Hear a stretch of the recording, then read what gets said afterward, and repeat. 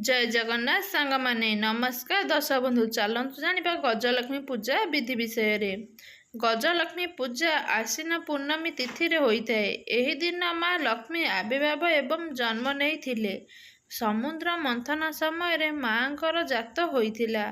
से आश्विन मास पूर्णमी रे माँ जात होइथिबारु तांको एही दिन रे तांकर पूजा करा जाए। माँकर पूजा साधारणतः मंडप मानकरे होइଥାଏ। ଯେଉଁମାନେ ଘରେ କରିବା ପାଇଁ ଚାହୁଁଛନ୍ତି ଘରେ ମଧ୍ୟ କରିପାରିବେ। ଗଜଲକ୍ଷ୍ମୀ ପୂଜା ଚନ୍ଦ୍ର ଆଲୋକ ସନ୍ଧ୍ୟା ସମୟରେ ହୋଇଥାଏ। ମାଙ୍କ ଗଜରେ ବସିଥିବା ମୂର୍ତ୍ତିକୁ ପୂଜା କରାଯାଇଥାଏ। ସେଥିପାଇଁ ଏହାକୁ ଗଜଲକ୍ଷ୍ମୀ ପୂଜା କୁହାଯାଏ। ନାରୀମାନେ ଏହି ପୂଜା ଘରେ ମଧ୍ୟ କରିପାରିବେ। ମାଙ୍କର ଅଷ୍ଟଭୁଜା ରୂପକୁ ପୂଜା କରାଯାଇଥାଏ।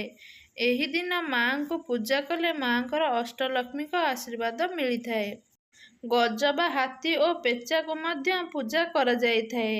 ପୂଜା ଦିନ ସକାଳୁ ଉଠି ପୂଜା ସ୍ଥାନକୁ ଲିପା ପୋଛା କରି ଚିତା ଝୋଟି ପକାଇବେ।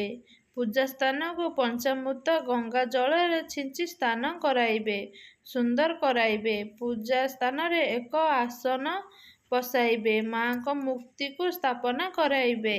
ତାପରେ ଗଙ୍ଗା ଜଳ ଛିଞ୍ଚିବେ। ମାଟିରେ ତିଆରି ମୂର୍ତ୍ତି ବା ପେଚାକୁ ଆଣି ପୂଜା ସ୍ଥାନରେ ରଖିବେ। ତାପରେ ମାଙ୍କ ନାମ ଧରି ସଂକଳ୍ପ କରିବେ। ଦିନଯାକ ଉପବାସ ରହିବେ।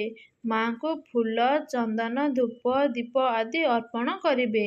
ମାଙ୍କ ଭୋଗ ପାଇ ରାଶି ଲଡୁ, ଚୁଡ଼ାମୁଆଁ, ନଡ଼ିଆ କୋରା, ଖେଚୁଡ଼ି, କ୍ଷୀରି, ଫଳ ମୂଳ ଆଦି ବ୍ୟଞ୍ଜନ ପ୍ରସ୍ତୁତ କରି ମାଙ୍କ ପାଖରେ ଭୋଗ ଲଗାଇ ପାରିବେ ଏବଂ ମାଙ୍କ ପାଖରେ ଅଖଣ୍ଡ ଦୀପ ଲଗାଇବେ।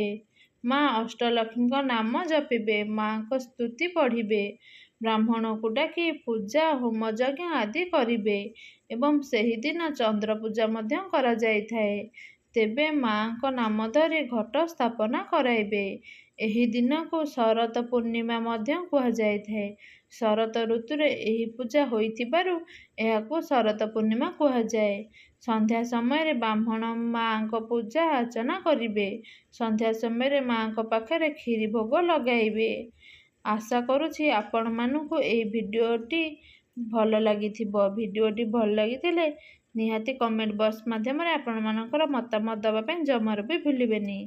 ଭିଡ଼ିଓଟିକୁ ଲାଇକ୍ କରନ୍ତୁ, ସେୟାର କରନ୍ତୁ। ଚ୍ୟାନେଲରେ ଯଦି ନୂଆ ଅଛନ୍ତି ଚ୍ୟାନେଲଟିକୁ ଏବେ ହିଁ ସବସ୍କ୍ରାଇବ୍ କରନ୍ତୁ।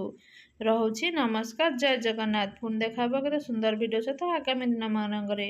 ହଁ, କମେଣ୍ଟ ବକ୍ସରେ ନିହାତି ଜୟ ମା ଲକ୍ଷ୍ମୀ ଲେଖିବା ପାଇଁ ଜମାରୁ ବି ଭୁଲିବେନି। ନମସ୍କାର।